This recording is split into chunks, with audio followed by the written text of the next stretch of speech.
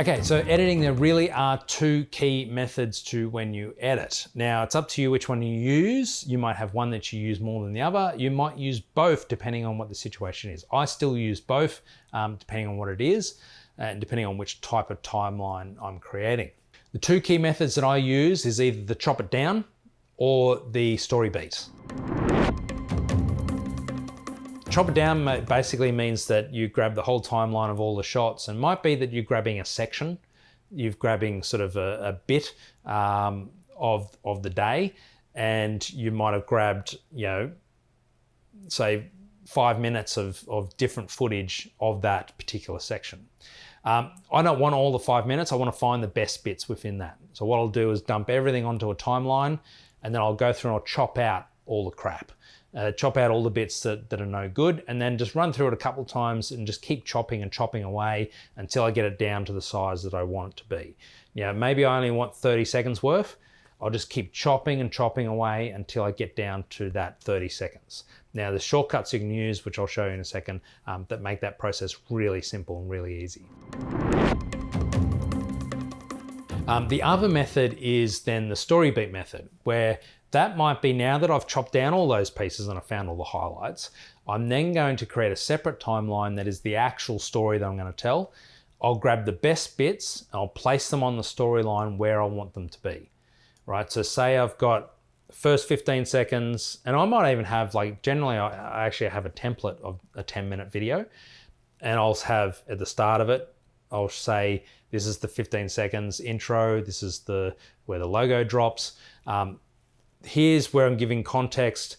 Here's where I need to get to the point. So in the first minute, I need to have gotten to the point, maybe 2 minutes in.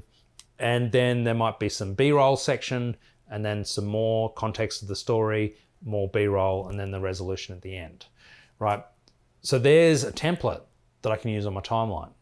So if I know that there's a resolution in the shot, like I've gone through all the shots and there's the peak of the resolution, drop it onto the timeline where it should be.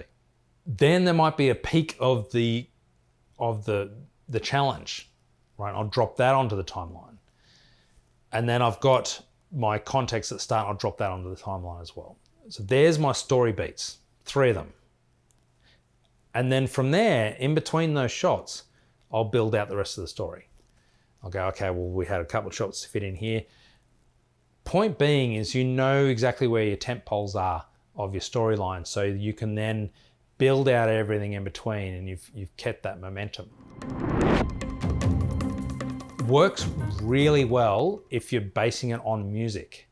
So if you're building a video that's, say, 5 minutes long and you have 5 minutes of music, you'll see the beats in the music. So place your storyline, your story beats on the beats of the music, right? So you've got this build up to a part of the song where it kicks off, right? Put your best bit of footage on that. Put the bit where the scenery suddenly opens up. Put that on that bit of the music, right? So if you're doing it to music, the story beat method can't be beaten. It's the best way to do it. However, you might do the reverse and go, well, okay, what I'm going to do is start with all this footage and then chop it down until I'm happy with what's there, and then find a bit of music that fits that. So that's another option. Anyway, let's have a look at those two methods in the editing suite.